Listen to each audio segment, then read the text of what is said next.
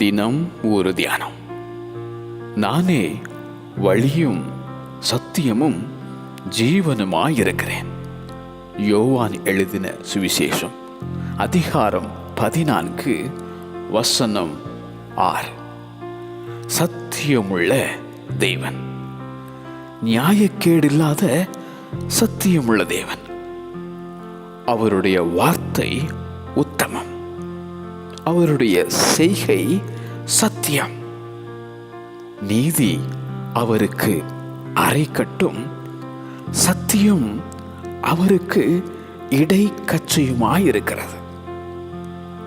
சத்தியத்தையே நோக்கும் அவருடைய கண்கள். அவருடைய கிரியைகளெல்லாம் சத்தியம், அவருடைய வழிகளெல்லாம் நியாயம். சத்தியம் உள்ளவர், தேவனுடைய மார்க்கத்தை சத்தியமாய் போதிக்கிறவர்.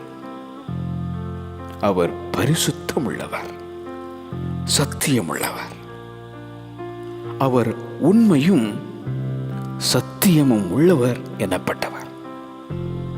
அவரே மெய்யான தேவன், நித்திய ஜீவன். நானே வழியும் சத்தியமும் ஜீவனுமாயிருக்கிறேன். நானே வழியும் சத்தியமும் ஜீவனுமாயிருக்கிறேன். ஆமென்.